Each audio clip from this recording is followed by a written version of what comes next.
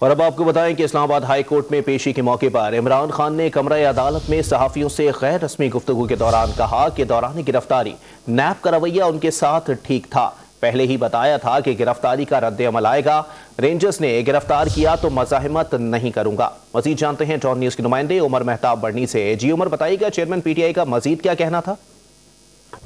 जी देखिए, Islamabad high court में पेशी के मौके पर कमरा अदालत में साबिक वजीर आजम इमरान खान ने गैर रस्मी गुफ्तगू करते हुए कहा कि बुशरा बीबी से बात नहीं हो सकी। नैब की ऑफिशियल टीम से कहा था कि बात करने दें। नैब की ऑफिशियल टीम ने एहलिया बुशरा बीबी से लैंडलाइन पर बात कराई। सहाफी की जानिब से सवाल हुआ कि मुसर्रत जमशेद चीमा की जो ऑडियो सरफेस पे आई है उससे मुतल्लिक जब सवाल किया गया तो इमरान खान ने कहा कि मुसर्रत जमशेद चीमा से नैब की लैंडलाइन से मेरी बात हुई थी। इमरान खान का मजीद कहना था कि गिरफ्तारी के दौरान नैब का रवैया ठीक था। मुझे गिरफ्तारी के वक्त सर पर डंडा मारा गया, जो कुछ हुआ मैं कैसे रोक सकता था। मैंने पहले ही बताया था कि गिरफ्तारी पर रद्द अमल आएगा।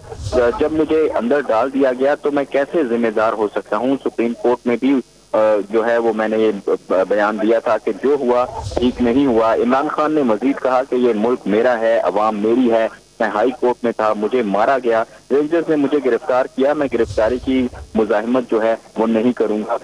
इस वक्त समात में जो था वो जुम्मे की नमाज के बाद तक का वक्फा जो है वो किया गया था और जो अदालती अमला है वो इस वक्त कमरा अदालत में आ चुका है, लेकिन अभी तक समात का आगाज नहीं हुआ। बताया जा रहा है कि दिन 2:30 बजे के करीब जो है इस समात का बाकायदा आगाज होगा। जी बहुत शुक्रिया उमर मेहताब बढ़नी अपडेट करने के लिए।